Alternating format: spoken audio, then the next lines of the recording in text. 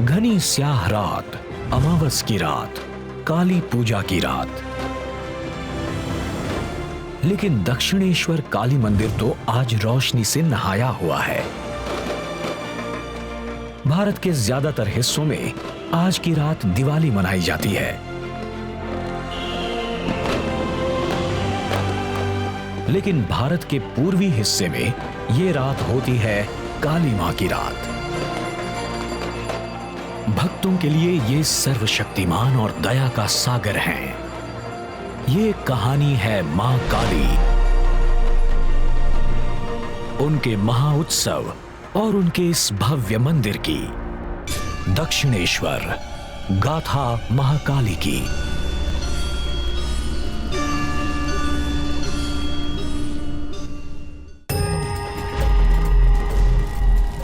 शक्ति यानी ऊर्जा, आदि, अनंत और शाश्वत। देवी शक्ति सर्वशक्तिमान, बुराई का नाश और दुष्टों का संहार करने वाली शक्ति रूपा हैं। उनका कहर विनाशकारी और उनकी कथा रक्त रंजित है, लेकिन अपनी शांत मुद्रा में वो भक्तों की रक्षक और उद्धार करने वाली तारणहार हैं। देवी शक्ति के कई रूप हैं, कभी दुर्गा तो कभी काली।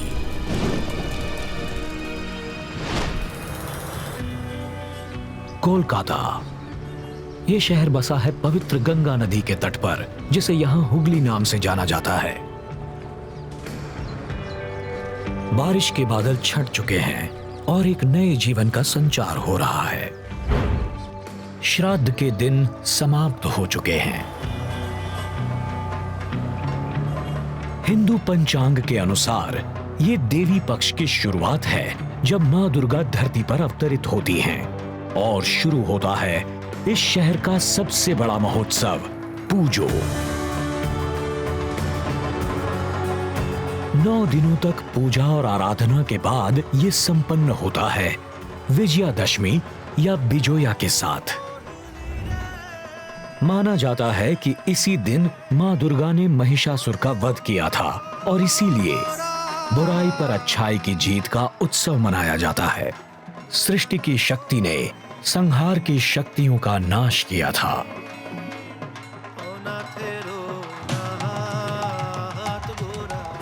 कोलकाता के कई घरों में कई बंगाली रीति रिवाजों का पालन किया जाता है, जिनमें से एक है सिंदूर खेला। ये स्त्री और स्त्रीत्व का प्रतीक है। सिंदूर को विवाह और बच्चों के जन्म का प्रतीक माना जाता है, और सिंदूर खेला में महिलाएं एक दूसरे को सिंदूर लगाकर होली खेलती हैं और इस बात को याद करती हैं कि समाज में उनकी क्या हैसियत है और उन्हें कहां से शक्ति मिलती है। ये स्त्रीत्व और मातृत्व का बहुत बड़ा उत्सव है। दुर्गा पूजा के आखिरी दिन होती है मां की विदाई। माना जाता है कि इस दिन देवी मां इस नश्वर संसार को छोड़कर अपने पति भगवान शिव के पास लौट जाती हैं। बंगाल में मान्यता यह है कि मां अपने पति शिव के घर जाने के पहले अपने मायके आती हैं। मां यहां अपने बच्चों के साथ आती हैं और अपने पति को 10 दिन के लिए अकेला छोड़ देती हैं। इसलिए यहाँ उनका स्वागत वैसे ही किया जाता है जैसे बेटी का अपने मायके में किया जाता है। हम उन्हें अपने आसपास महसूस करते हैं। ये असल में एक बड़ी ही गूढ़ बात है, लेकिन आम भाषा में लोगों को इसी तरह से समझाया जाता है।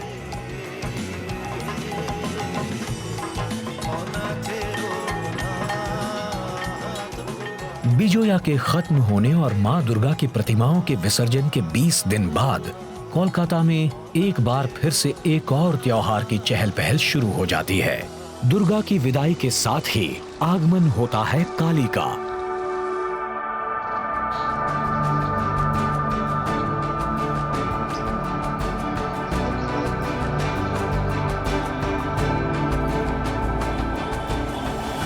शहर के उत्तर में बसी कुम्हारों की बस्ती कुम्हारतुली में काफी चहल पहल है।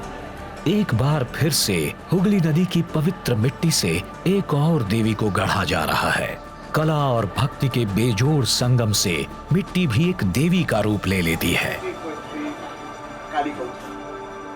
সাধক সর্ববাসনা পূর্ণকারী। इस बीच काली कथा यानी माँ काली की कहानियों में सबकी दिलचस्पी बढ़ने लगती है। सुबह सुबह का ये रेडियो प्रसारण काफी लोकप्रिय होने लगा है। देवी दक्षिण कालिका करालो बदना। मैं रोज रेडियो मिर्ची पर एक कार्यक्रम का संचालन करता हूं जिसका नाम है काली कथा। ये बड़ा ही लोकप्रिय कार्यक्रम है जिसमें माँ काली और दूसरे देवी देवताओं की बात होती है। हर धर्म के लोग इसे बड़े चाव से सुनते हैं।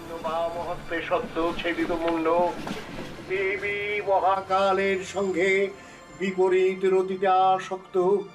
দেবীর বদন মণ্ডল সুপ্রসন্ন হাস্যযুক্তা। मिर्ची 98.3 काली कथा। हिंदू धर्म ग्रंथों के अनुसार दुर्गा और काली दोनों शक्ति का रूप हैं और शक्ति शिव शक्ति का आधा स्वरूप हैं। ये प्रतीक है उस दिव्य नर नारी शक्ति का जिनसे जीव की रचना होती है। मां काली तो वैसे भी कोलकाता की पहचान है। माना जाता है कि आज का कोलकाता पहले कैलकाटा था और ये नाम लिया गया था कालीकाटा या काली क्षेत्र से, यानी मां काली का क्षेत्र। मगर ये शहर के लंबे कॉलोनियल इतिहास का एक गुमनाम अध्याय बना रहा। सन 1686 में ईस्ट इंडिया कंपनी यहाँ व्यापार के लिए आई थी। उस वक्त कालीकट, गोविंदापुर और शुतानुटी गांवों को मिलाकर कैलकाटा बना। सन 1772 में कैलकाटा भारत में ब्रिटिश राज की पहली राजधानी बना और सत्ता का केंद्र बन चुके इस शहर में कई नई शुरुआत भी हुई। जैसे सन 1780 में एशिया का पहला अखबार हिकीज बंगाल गैजेट छपा।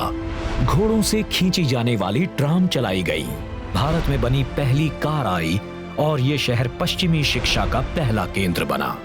ब्रिटिश राज के दौरान यहाँ कई खूबसूरत इमारतें भी बनवाई गई, मगर एक इमारत ऐसी भी थी जिसका ब्रिटिश साम्राज्य की शान से कोई लेना देना नहीं था।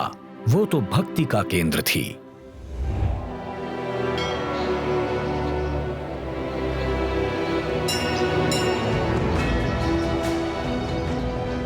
हुगली नदी के पूर्वी तट पर स्थित है मां काली का एक भव्य मंदिर,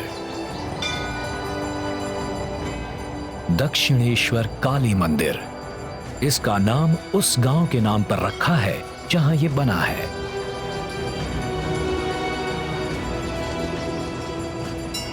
यहां देवी को श्री श्री जगदीश्वरी काली माता ठाकुरानी कहते हैं।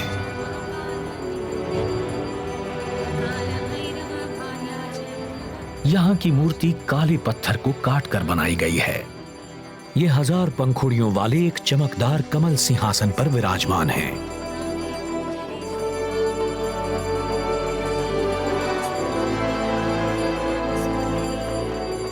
इनके दोनों बाएं हाथ देवी के विनाशक शक्तियों के प्रतीक हैं, तो अपने दोनों दाएं हाथों से ये अभय और वरदान दे रही हैं। ये मुद्राएं प्रतीक हैं परोपकार और सुरक्षा का। भारत में देवी की पूजा तो हड़प्पा काल से की जा रही है, मगर इसके तरीके समय समय पर बदलते रहे हैं। 4वीं सदी ईस्वी से ही वेद और पुराणों में देवी की स्तुति के लिए मंत्र लिखे गए। देवी को पहली बार करीब 15,000 साल पहले मार्कंडेय पुराण में काली के नाम से पुकारा गया। ये शक्ति का ही एक नाम था। बंगाल में 17वीं सदी तक काली की पूजा वन देवी के रूप में की जाती थी। इनके डरावने रूप को तांत्रिक अनुष्ठानों से जोड़ा जाता था और काली मां के उपासक छिपकर उनकी उपासना करते थे। और फिर 18वीं सदी में काली मां घर घर की देवी बन गई, अपने बड़े ही शांत और सौम्य रूप में। मगर मां काली की उत्पत्ति की कहानी उससे बिल्कुल विपरीत है। आज से करीब 1500 साल पहले 5वीं-6ठी सदी में लिखे गए देवी पुराण में पहली बार देवी दुर्गा का जिक्र आता है। उसके अनुसार देवता महिषासुर का वध नहीं कर पा रहे थे, तो उन्होंने अपनी सहायता के लिए देवी को बुलाया और देवी दुर्गा रूप में प्रकट हुई। लेकिन उस युद्ध में बुराई की शक्तियां आसानी से वश में ही नहीं आ रही थीं। माँ दुर्गा असुरों से लड़ रही थी और उन्होंने कई असुरों का वध भी कर दिया था। लेकिन उनमें से एक असुर रक्त बीज बड़ा ही खतरनाक था, क्योंकि उसे वरदान मिला हुआ था कि जहां भी उसके खून की एक बूंद गिरेगी उससे वो दोबारा जन्म ले लेगा और उसका एक और रूप पैदा हो जाएगा। देखते ही देखते युद्ध भूमि में लाखों रक्त बीज भर गए, इसलिए देवताओं के लिए मुसीबतें और बढ़ गईं। तब उन्होंने माँ दुर्गा को पुकारा तो माँ दुर्गा ने एक और रूप धारण किया, वो महाकाली बन गई और उन्होंने अपनी जबान इतनी बड़ी कर ली कि रक्त बीज के खून की एक भी बूंद जमीन पर न गिरे। उसके खून की हर बूंद को माँ काली चाट जाती थी, इसलिए काली को ज्यादातर उसी रूप में दिखाया गया है। उनकी सबसे बड़ी पहचान उनकी बाहर निकली हुई जबान जो रक्त बीज के खून से लाल थी। तो इस तरह महाकाली का रूप अवतरित हुआ। उस युद्ध में मां काली ने सचमुच रौद्र रूप धारण कर लिया था। वो खून पी रही थी, गले में खोपड़ियों और हाथ पैरों की माला थी। उनका विनाशकारी रूप सर्वनाश का प्रतीक था। वो बाकी सभी देवियों से अलग हैं। दक्षिणेश्वर के उनके इस आलिशान मंदिर की कहानी भी बड़ी ही अनोखी है। इसे भी सामाजिक मान्यताओं को तोड़कर कई चुनौतियों का सामना करते हुए बनवाया गया था। दक्षिणेश्वर मंदिर सन 1855 में बना था, जब अंग्रेजों के खिलाफ सन 1857 के विद्रोह की सरगर्मियां तेज होने लगी थी। उस समय की सामाजिक राजनीतिक उथल पुथल की छाप इस मंदिर की बनावट और उसके पीछे की सोच में नजर आती है। इसमें है एक मुख्य चौक, सपाट छतें, मेहराब और मीनारें, जिनमें आपको हिंदू, इस्लामी और यूरोपीय शैलियों की झलक मिलेगी। दक्षिणेश्वर मंदिर में 9 मीनारें हैं, मतलब ये एक नवरत्न मंदिर है। आज बंगाल में गिनती के ही नवरत्न मंदिर बच गए हैं।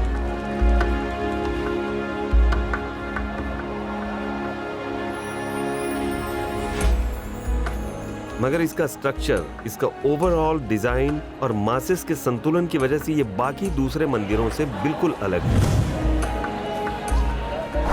यहाँ 12 शिव मंदिर भी हैं, जो एक बड़ा ही खूबसूरत अहाता बनाते हैं, जिनकी वजह से दक्षिणेश्वर का डिजाइन सबसे अलग है।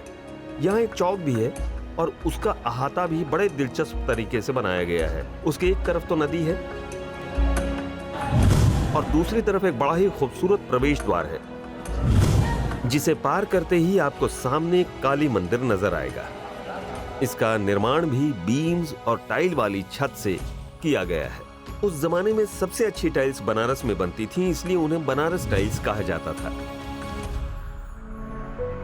दक्षिणेश्वर मंदिर को बनवाने वाली महिला की कहानी भी साक्षात मां काली से प्रेरित सभी बाधाओं को परास्त करने जैसी ही है।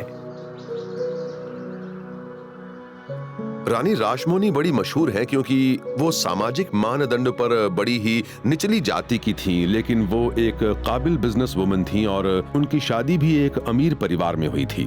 रासमोनी की शादी सिर्फ 11 साल की उम्र में बाबू राजचंद्र दास से हुई थी, जो जन बाजार में जमींदार थे। वो समाज सुधारक राजा राम मोहन रॉय के दोस्त भी थे। अपने पति के महल जैसे घर के खुले माहौल में रानी ने अपनी शिक्षा जारी रखी। धीरे धीरे व्यापार में कुशलता हासिल की और बन गई रानी रासमोनी। लेकिन 40 की उम्र पार करते करते रानी रासमोनी विधवा हो गई और सती प्रथा के भारी प्रभाव के कारण हर विधवा को सामाजिक एकांत में ही जीना पड़ता था, जिस कारण वो बनारस की तरफ निकली। लेकिन तभी उन्होंने एक सपना देखा। बनारस जाते समय रानी रासमोनी को सपने में माँ काली ने दर्शन दिए और कहा कि तुम मेरे पास आ रही हो, लेकिन मैं तो पहले से ही कोलकाता में हूँ। तो माँ ने कहा यहाँ मेरा एक मंदिर बनवाओ, और तब रानी ने दक्षिणेश्वर में मंदिर बनवाया। उस जमाने में महिलाएं घर के बाहर भी नहीं जा सकती थी और ऐसे में किसी महिला के लिए कोई भी मंदिर बनवा पाना लगभग असंभव था, क्योंकि एक तरफ रूढ़िवादी लोग थे तो दूसरी तरफ तथाकथित ब्राह्मण। वो इस बात के लिए बिल्कुल तैयार नहीं थे कि वो कोई मंदिर बनवाए। लेकिन रानी ने मंदिर बनवाने का ठान लिया था। मंदिर बनवाने के लिए सिर्फ परंपराओं और सामाजिक बंधनों को ही नहीं तोड़ना था, बल्कि इसके निर्माण पर काफी खर्च भी था। मंदिर करीब 8 लाख रुपयों के खर्च से 9 सालों में बना। उस वक्त इतना पैसा बहुत होता था और रानी के सामने सिर्फ यही चुनौती नहीं थी। रानी ने बड़ी अहम भूमिका निभाई थी और वो न सिर्फ वक्त बेवक्त ब्रिटिश शासकों से लड़ रही थीं, बल्कि उन्होंने बंगाल के सामाजिक आर्थिक क्षेत्र में भी काफी सुधार किए थे। आज रानी रासमणी बंगाल की संस्कृति का एक खास अंग बन चुकी हैं। उन्हें लोक माता या समाज की मां कहा जाता है और उनकी जिंदगी पर सन 1955 में एक फिल्म बनी थी और हाल में ही एक बड़ी ही लोकप्रिय टेलीविजन सीरीज भी बनी। सन 1994 में उनकी दूसरी जन्म शताब्दी पर एक डाक टिकट भी जारी किया गया। उनका बनवाया हुआ मंदिर आज भी अनूठी आस्था और नई विचारधारा के नए आयाम छू रहा है।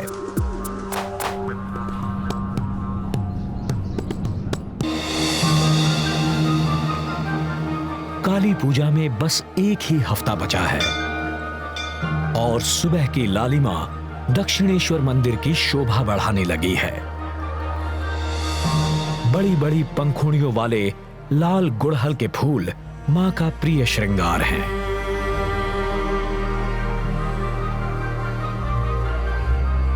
माना जाता है कि ये पंखुड़ियां मां काली की बाहर निकली जबान का प्रतीक हैं और ये बड़ा सा फूल उर्वरता का। काली पूजा के दिन लाल गुड़हल के 108 फूलों की माला मां काली को अर्पित की जाती है। मां का आभार प्रकट करने, किसी विशेष इच्छा की पूर्ति के लिए या फिर उनके दर्शन मात्र के लिए हर भक्त मां काली के सामने नतमस्तक है। अमृता भी ऐसी ही एक भक्त हैं। वो मानती हैं कि मां काली ने उन्हें नया जीवन दिया है। काली एकदम मेरी माँ की तरह है। मेरा तो मम्मी नहीं है, माँ नहीं है, तो इसलिए मैं उसको ही मम्मी मानती हूँ। जो भी है वो है। मेरा जो हस्बैंड है उसके साथ मेरा रिलेशन था 12 साल, तो शादी नहीं हो रही थी। एक से एक प्रॉब्लम आ रही थी। एक बार तो मेरे साथ उसका ब्रेकअप भी हो गया। तब मैंने पति ने कहा तो चलो दक्षिणेश्वर मंदिर पे जाते हैं, वहाँ पर पूजा देती हूँ। तो फिर जब आई मैं यहाँ पर, मैं माँ को बोला मेरा शादी नहीं हो रहा है, कुछ तो उपाय दीजिए। तो माँ ने सुना, तो तब 1 मंथ बाद हमारा शादी हुआ। आज मैं आई हूँ मेरे पति के साथ, तो माँ से कुछ मांगने के लिए मैं आई हूँ। मेरा एक छोटा सा नमूना आ जाए, बस मेरा और मेरा हस्बैंड का वही ख्वाहिश है। आदर, प्यार, भक्ति, भय, बलिदान। मां काली अपने भक्तों के मन में अलग अलग भावनाएं पैदा करती हैं।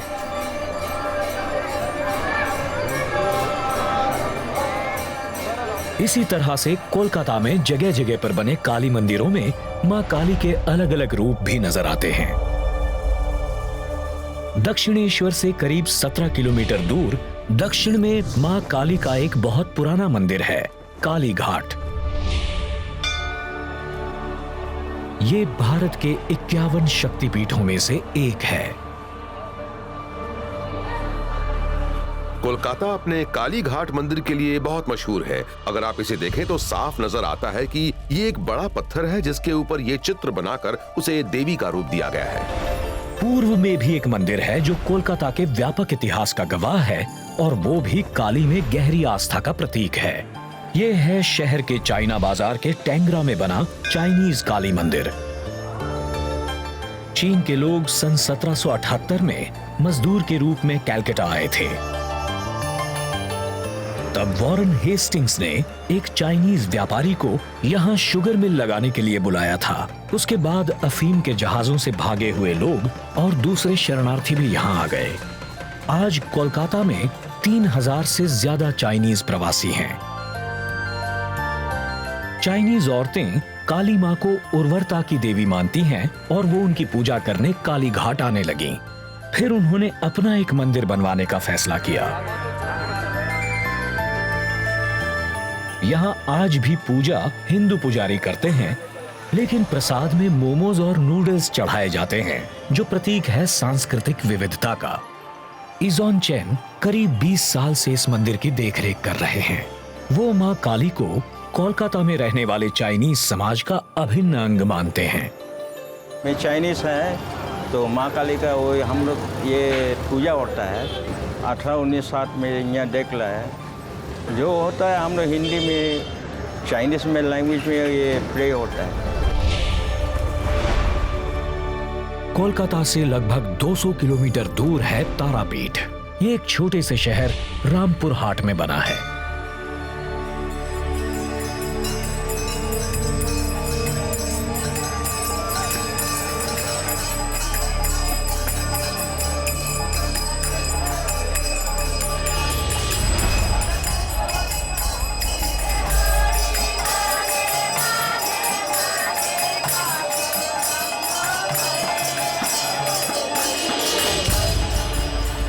तीन आंखें, सिंदूर से रंगी जबान, लाल चटक रंग, ये हैं मां तारा।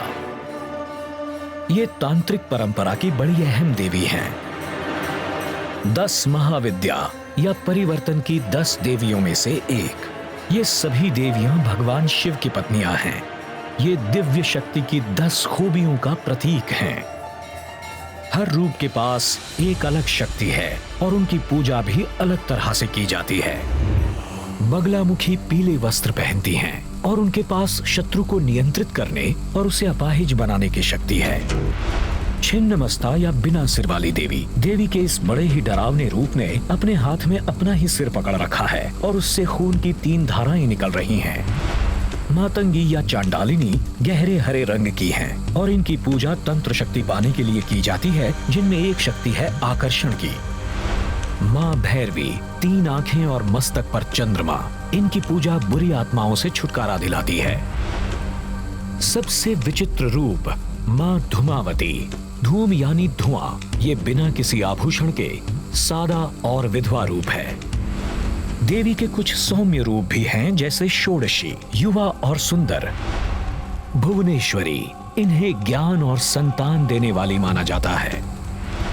10वीं और आखिरी महाविद्या है कमला, सुनहरे रंग की दीप्तिमान सुख समृद्धि देने वाली। इस सूची में सबसे ऊपर हैं काली और तारा। तारा को ज्ञान और विकास का दान देने वाली देवी माना जाता है। कुछ पौराणिक कथाओं में यह भी लिखा गया है कि इन्होंने भगवान शिव को उस वक्त अपना दूध पिलाकर उनकी जान बचाई थी जब उन्होंने समुद्र मंथन से निकला हलाहल विष पी लिया था। मां तारा की पूजा का मतलब है तंत्र मंत्र। मां तारा के इस विशाल मंदिर के पास ही है एक स्मशान, जहां कई तांत्रिक रहते हैं। सूरज ढलते ही यहां तांत्रिक गतिविधियां शुरू हो जाती हैं। जय माता। आग जला दी जाती है और अनुष्ठान होने लगते हैं। तांत्रिक शिव शक्ति परंपरा का पालन करते हैं और मां काली शक्ति की सबसे बड़ी प्रतीक हैं, इसलिए तांत्रिक काली के परम भक्त होते हैं। राजा राम कृष्ण रे तुमी उग्र तारा, कृष्णत्र मुनि डाके नील सरस्वती। समाज के हाशिए पर रहने वाली हर विद्या की तरह तंत्र विद्या भी लोगों को डराती है। इसका अभ्यास करने वाले तांत्रिकों को लोग अक्सर गलत समझ लेते हैं, लेकिन गौरी से मिलने के बाद आपकी भी सोच बदल जाएगी।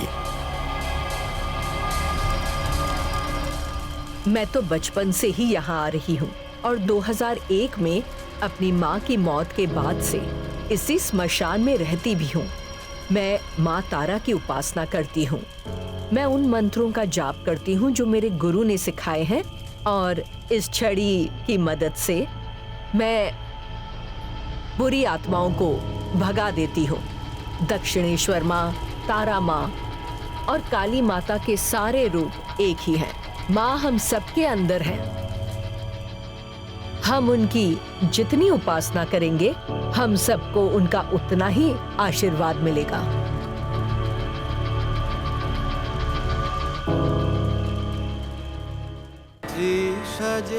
कोलकाता प्राचीन सौंदर्य को समेटे एक आधुनिक शहर।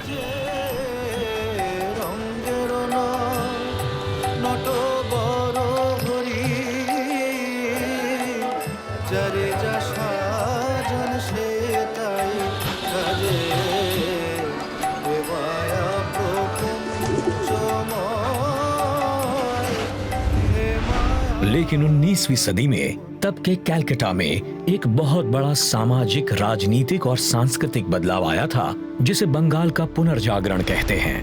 पश्चिमी शिक्षा पाने के बाद बंगाल के कुलीन समाज को अपनी परंपराओं के साथ यूरोपीय मान्यताओं का तालमेल बनाने में परेशानी हो रही थी। ऐसे में ब्रह्मो समाज आंदोलन के संस्थापक और समाज सुधारक राजा राम मोहन रॉय की बातें लोगों को बड़ी अनोखी लग रही थी। लेकिन दक्षिणेश्वर काली मंदिर ने अपनी व्यापक सोच और एक रहस्यवादी पुजारी की बदौलत इस खाई को पाटने की कोशिश की। रामकृष्ण गदाधर चट्टोपाध्याय 20 वर्ष से भी कम उम्र में मुख्य पुरोहित बन गए। आध्यात्मिक व्यवहार के चट्टोपाध्याय के जल्द ही कई अनुयायी बन गए। उनके उपदेश बड़े प्रभावशाली होते थे और जल्दी ही वो रामकृष्ण परमहंस के नाम से मशहूर हो गए। उन्होंने कई नए धार्मिक विचार भी दिए और तब दक्षिणेश्वर नए विचारों का एक बड़ा केंद्र बन गया।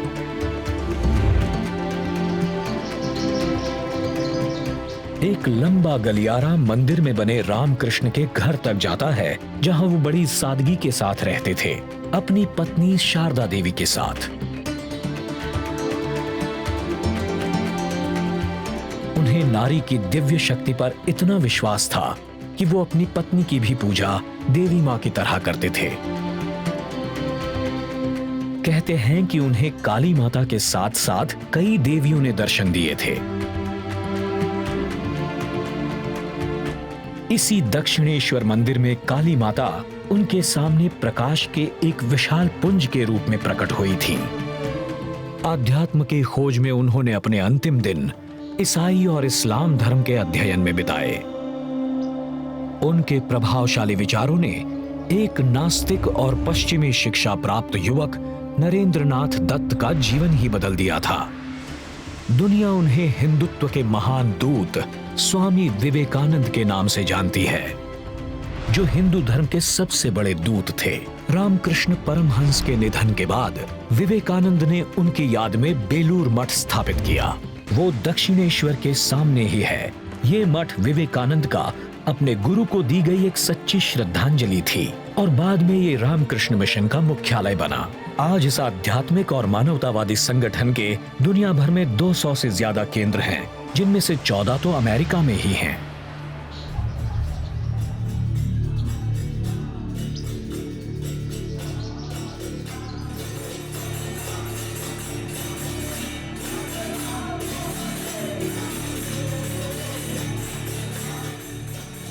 काली पूजा में अब कुछ ही दिन बचे हैं। दक्षिणेश्वर में त्योहार का माहौल है।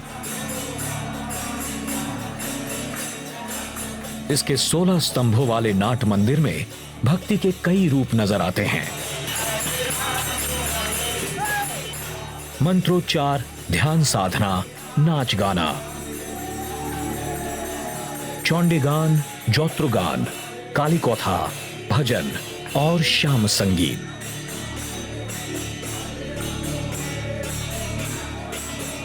शाम होते ही हवा में श्याम संगीत के सुर गूंजने लगते हैं। श्याम संगीत का अर्थ है गहरी रंगत वाली देवी के लिए बना संगीत। जाहिर है वो मां काली ही हैं, जिन्हें काले या नीले रंग में दिखाया जाता है।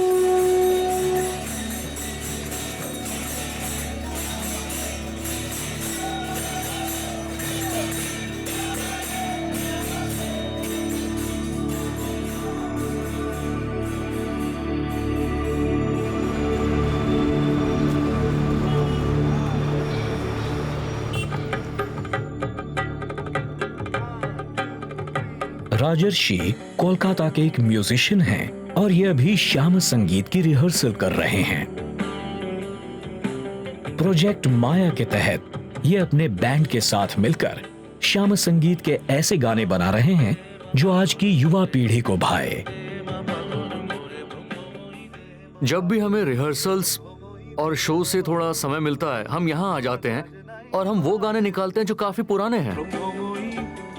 लोग अब उन गानों को भूलने लगे हैं, जबकि वो गाने हमारी जड़ों से जुड़े हैं। क्योंकि ये वो गाने हैं जो पूरी तरह से बांग्ला के हैं। दे मा पागल करे ब्रह्ममयी दे मा पागल करे आमार काज नाई मा ज्ञान विचारे दे मा पागल। आज भी दक्षिणेश्वर में आधुनिक सोच और पारंपरिक मान्यताओं का संगम जारी है।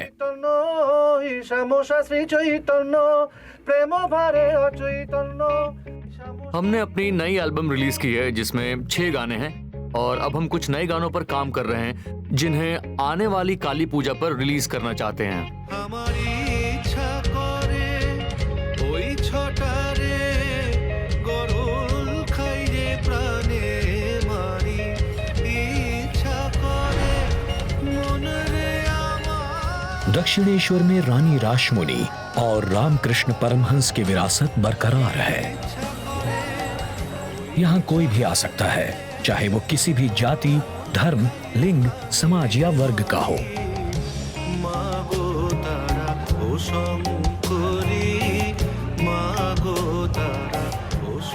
बहुत से लोगों के लिए ये मंदिर पारंपरिक धर्म की सीमाएं पार कर चुका है।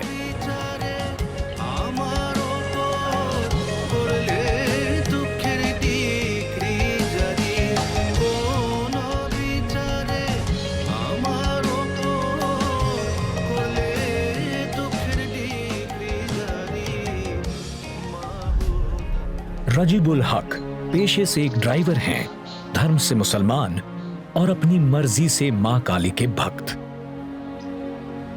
हम जब मस्जिद में जाते हैं नमाज पढ़ने के लिए, जो हमको फीलिंग्स होता है, तो मंदिर का अंदर में आने के बाद भी वही फीलिंग्स होता है।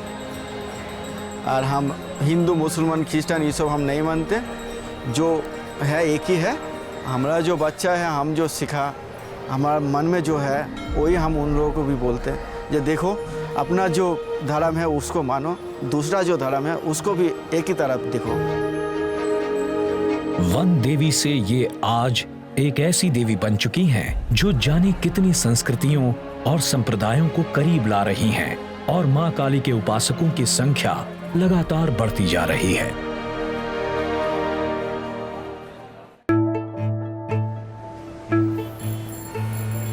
काली पूजा में सिर्फ एक दिन बाकी है।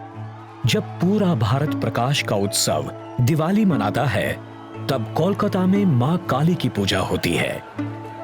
नदी किनारे बसी कुम्हारों की बस्ती कुमारतुली में कारीगर अपने हफ्ते भर की मेहनत को आखिरी रूप दे रहे हैं।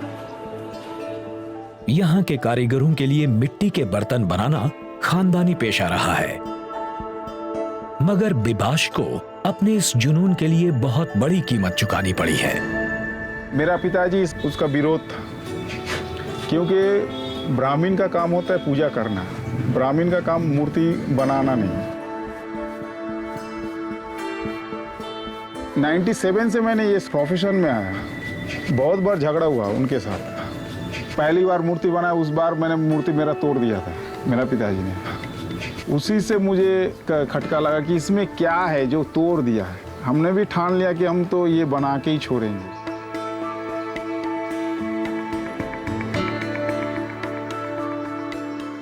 काली का जो रूप है वो नेगेटिव को डिस्ट्रॉय कर रहा है और पॉजिटिव को बिखर रहा है। जो निगलेक्टेड होता है वो बाद में सिलेक्टेड होता है। आज अगर वो जिंदा होते तो मेरे को एक बार शाबाशी देते।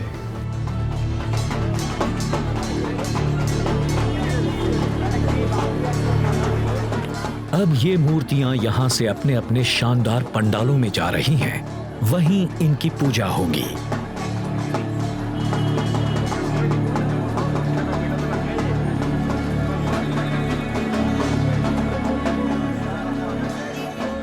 मगर शहर में ही कहीं और कुछ नए कलाकार देवी को आज का रूप देने की कोशिश कर रहे हैं।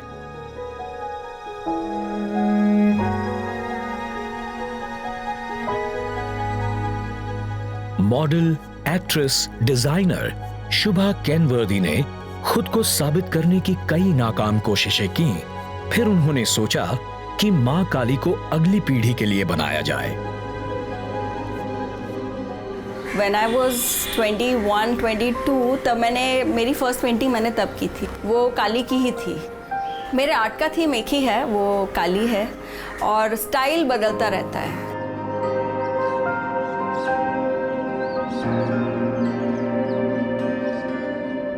मैं अपनी काली को अपने आर्ट के लिए ट्रेडिशनल और वो पुराने ज़माने की गॉडेस से निकाल के एलियन लुक दिया, ताकि काफ़ी यंग जो लोग हैं वो लोग उससे आइडेंटिफाई कर पाए।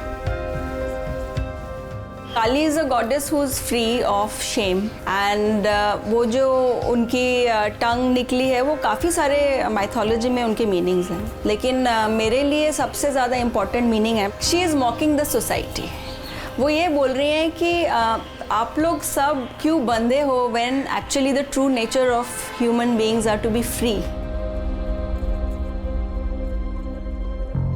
काली ने माइथोलॉजी में जिस डीमन को स्ले किया था, आज के ज़माने में देखा जाए तो वो demon still exist in form of rape, sexual violence, child infanticide.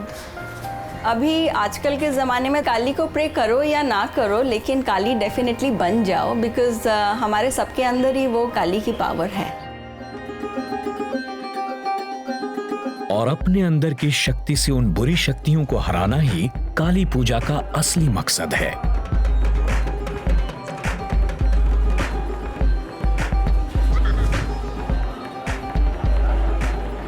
Durga Puja के 20 दिन बाद कोलकाता में एक बार फिर से चहल पहल बढ़ जाती है। खाना पीना, संगीत और उत्सव।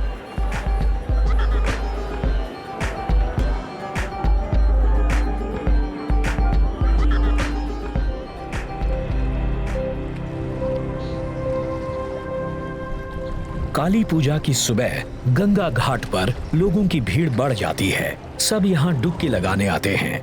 माँ काली में आस्था रखने वाले आज के दिन को साल का सबसे पवित्र दिन मानते हैं। दक्षिणेश्वर में अभी से आरती के लिए लंबी कतारें लगने लगी हैं।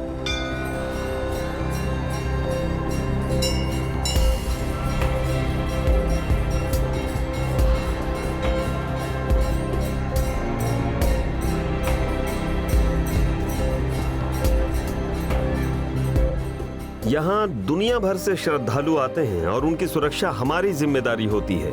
हम यही चाहते हैं कि वो यहाँ आए और फिर सही सलामत वहां तक लौट जाएं जहां से आए हैं, बिना किसी परेशानी या दुर्घटना के।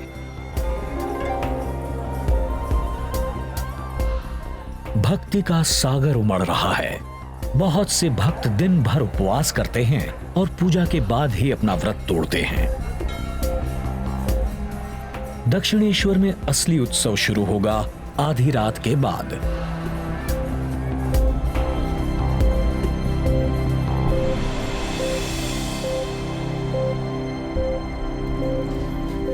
अमृता जैसे कुछ लोग छोटे पैमाने पर ही काली पूजा कर लेते हैं अपने घर में।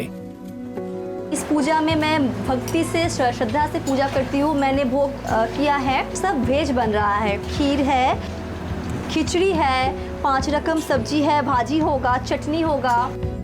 कुछ भक्त सिर्फ शाकाहारी भोग ही चढ़ाते हैं, लेकिन बंगाल में देवी को मांसाहारी भोग चढ़ाने पर भी पाबंदी नहीं है।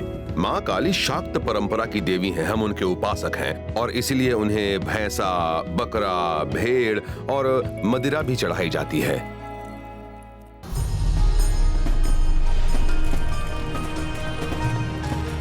कोलकाता में काली पूजा की शाम देखकर लगता ही नहीं कि आज अमावस की रात है। ऐसा लगता है जैसे दक्षिणेश्वर मंदिर में आसमान के सारे तारे एक साथ जगमगा रहे हों।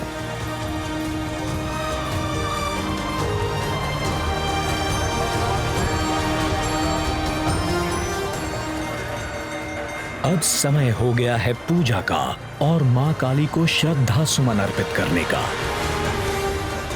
लोग भक्ति भाव में लीन हैं और माहौल है उत्सव का।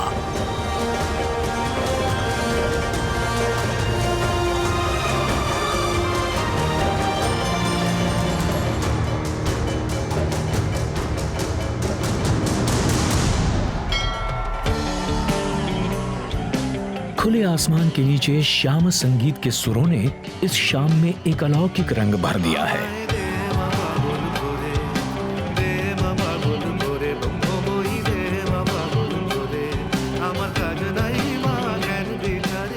राजर्षि और उनका बैंड अपनी धुन में मस्त हैं और लोग झूम रहे हैं।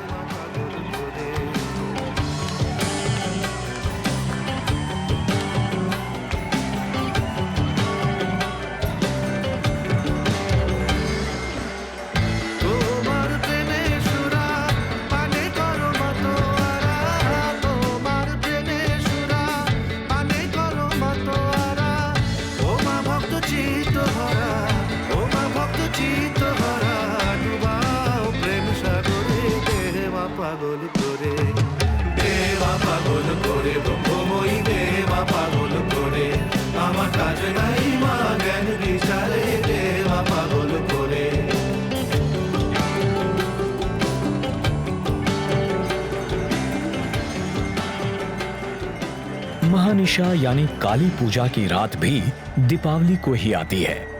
जब भारत के ज्यादातर हिस्सों में दिवाली की जगमग होती है, तब कोलकाता में देवता और दानवों के बीच हुए जबरदस्त युद्ध में रक्त बीज नाम के दानव पर देवी काली की जीत का जश्न मनाया जाता है। हिंदू पंचांग में कार्तिक का महीना बड़ा ही पवित्र माना गया है। उस महीने की अमावस्या को देश भर में देवी की पूजा की जाती है। उत्तरी भारत में दिवाली पर धन की देवी लक्ष्मी को पूजा जाता है, जबकि पूर्व में पूजा होती है मां काली की।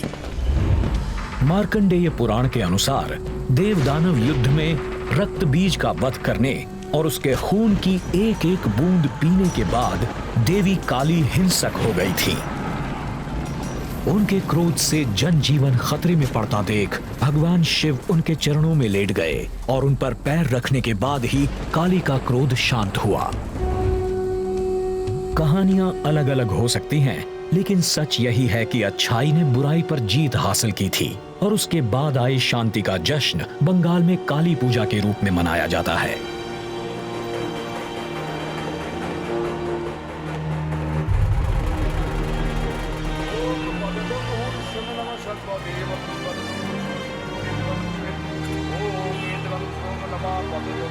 अमृता मानती हैं कि मां काली न तो खून की प्यासी योद्धा हैं, न ही विनाश की देवी।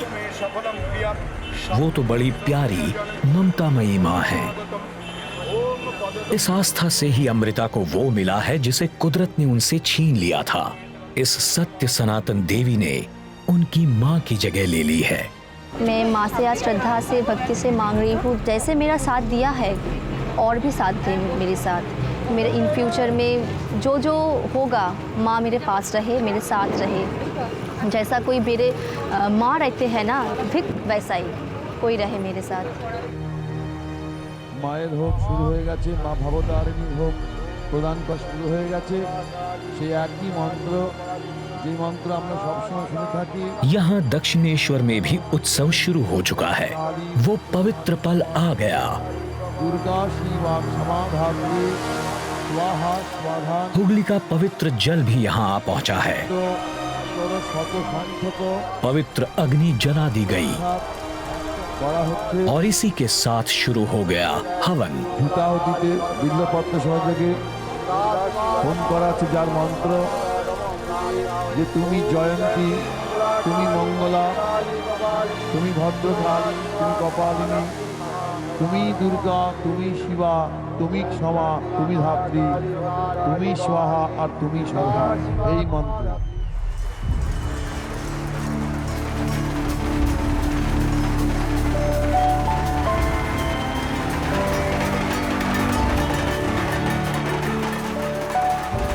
त्योहार के इस मौके पर लोगों की भावनाएं उमड़ पड़ी हैं। देवी की मूर्तियों को अब विसर्जन के लिए ले जाया जा रहा है और देवी के विसर्जन के साथ ही सृष्टि की रचना और विनाश का ये अंतहीन चक्र एक बार फिर से चलने लगेगा। भले ही आज मां काली का सालाना सफर खत्म हो रहा है, लेकिन इसके साथ ही एक नया सफर शुरू हो जाएगा। ये मूर्तियां नदी में घुलकर खत्म हो जाएंगी। ये अपना भौतिक रूप, अपनी पहचान खत्म करके कुदरत के तत्वों में मिल जाएंगी। इस नश्वर दुनिया के सभी जीवों के लिए ये एक बड़ा ही जबरदस्त प्रतीक है। लेकिन इस नश्वर दुनिया के पार वो शक्ति, वो दिव्य ऊर्जा हमेशा मौजूद रहेगी, हमेशा हमेशा के लिए।